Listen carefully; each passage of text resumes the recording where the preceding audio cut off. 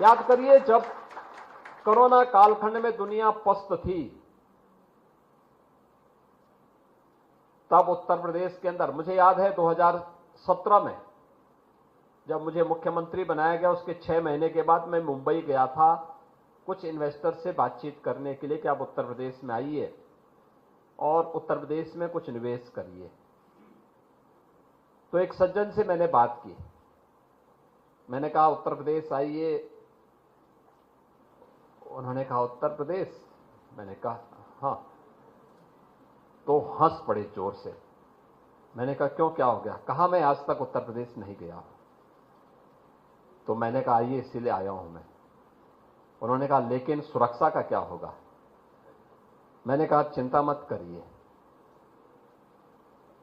18 में नहीं आए, 19 में नहीं आए, 20 में नहीं आए, मार्च 20 में कोरोना के लिए लॉकडाउन प्रारंभ हुआ और फर्स्ट वेव के बाद हमने जब थोड़े मार्केट खोले, थोड़ा रिलैक्स किया, तो फर्स्ट वेव के बाद समझ में आ गया कि अब लॉकडाउन की आवश्यकता नहीं और अनावश्यक रूप से हम लोगों को ये पाबंदी हटा करके हमें उसको सीमित करना पड़ेगा। हमने इंडस्ट्री को छोड़ दी, आप इंडस्ट्री खोलिए, हाँ सावधानी बरतिए, वहां पे कुछ सावधानियों के साथ आपको कार्य करना है, गवर्नमेंट आपको मदद करेगी। तो मेरे पास एक दिन उस सज्जन का फोन मुंबई से आया, कहा कि मैं यूपी में कुछ निवेश करना चाहता हूं। तो मैंने कहा आप आ जाइए। उन्होंने कहा लेकिन कोरोना है, मैं कैसे आऊंगा? तो मैंने कहा आप अपनी टीम को भेज दीजिए।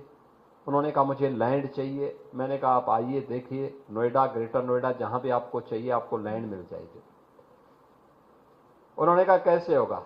मैंने कहा भी ना आ पाएंगे और ना लैंड देख पाएंगे तो फिर निवेश कैसे कर पाएंगे? उन्होंने कहा हाँ समस्या। मैंने कहा मैं ड्रोन से सर्वे करके आपके पास भेजता हूं, आपकी टीम ग्राउंड में रहेगी, ड्रोन से सर्वे हो, अगर आपको पसंद आएगा तो आप निवेश करिए। उन्होंने कहा ठीक।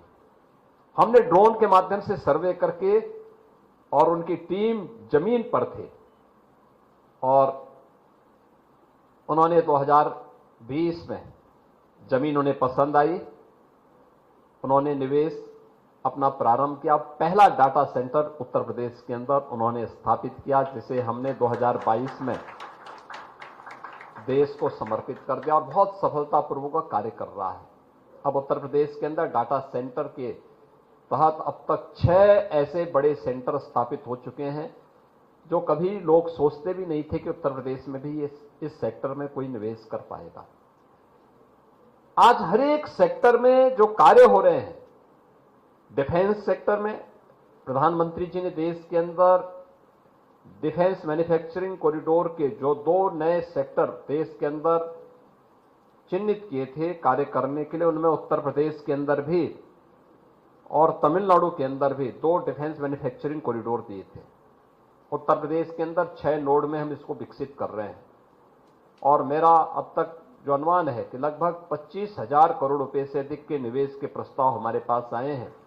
और इसमें लखनऊ का जो नोड है, मुझे बताते हुए प्रसन्नता है कि लखनऊ का नोड जिसके माध्यम से हम ब्रह्मोस मिसाइल, वहां पर उसका प्रोडक्शन भी प्रारंभ कर दिए हैं, और उसको हम लोगों ने वहां पर, मुझे बताते हुए प्रसन्नता है कि जो ब्रह्मोस मिसाइल से जुड़े हुए हमारे बहुत सारे ऐसे इक्विपमेंट होते हैं जो डिफेंस इंडस्ट्रियल कॉरिडोर के माध्यम से हम लोगों ने यहां पर कार्य किया है, उसमें बहुत सारे ऐसे चीजें हैं जो हम लोगों को सीएल जैसे संस्थानों से प्राप्त होते हैं, जिसमें खासतौर पर जो मिसाइल कार्यक्रम के रेनडाम्स हैं, उनके जो संवेदनशील रडार की सुरक्षा और उनकी स्पीड को नियंत्रित करने के लिए जो भी सिस्टम है, वह चाहे जो आपको माइक्रोवेव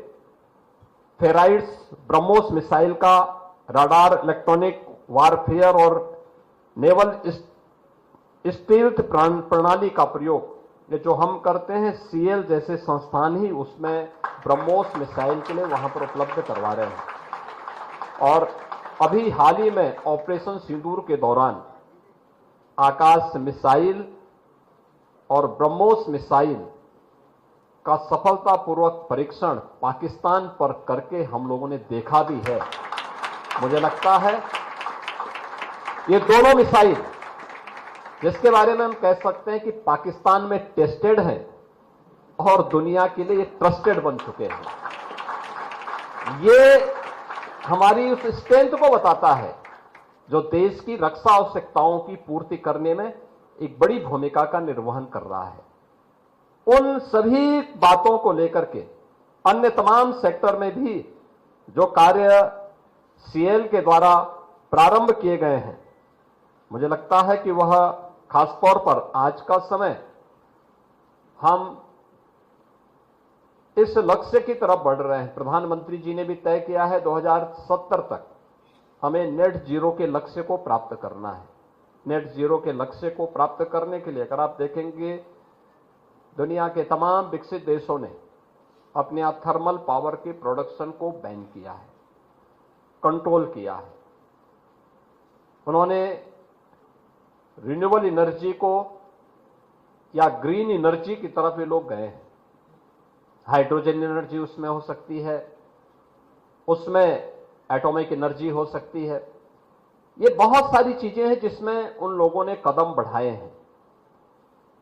भारत के अंदर इलेक्ट्रॉनिक्स यानी यह क्षेत्र हमारे पास ऐसा है जिसमें रिन्यूएबल एनर्जी के सेक्टर में हम लोगों को एक अच्छा कार्य करना होगा और मुझे लगता है कि भारत की उन अग्रणी संस्थाओं में सीएल है जिन्होंने सोलर फोटोवोल्टिक मॉड्यूल स्थापित किया है, उसको बनाने में सफलता प्राप्त की है और इसका उपयोग हम लोगों ने कई जगह पर किया है। खासतौर पर उन जगहों पर जो हमारे ट्राइबल एरिया थे जहां पर हम लोग सामान्य लाइन पहुंचाने में मदद थी, बीच उसमें मदद नहीं हो पा रही थी, जंगलों के बीच में था, फॉरेस्ट के क्लियरेंस लेने में दिक्कतें हो रही थी, एनजीटी के तमाम उसमें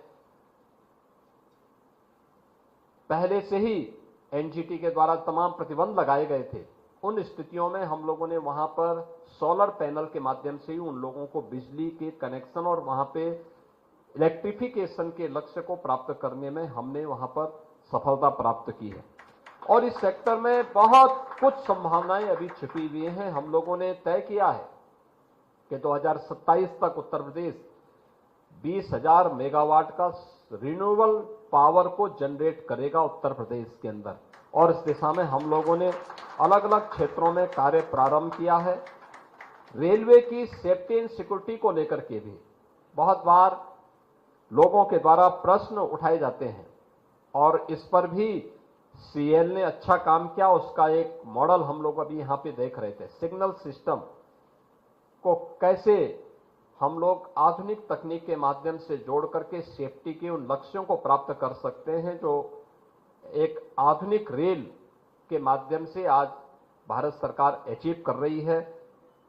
इसके अलावा जो हम लोगों ने देखा है, खासतौर पर पिछले 8 वर्ष में हम लोगों ने अपनी स्कूली शिक्षा में,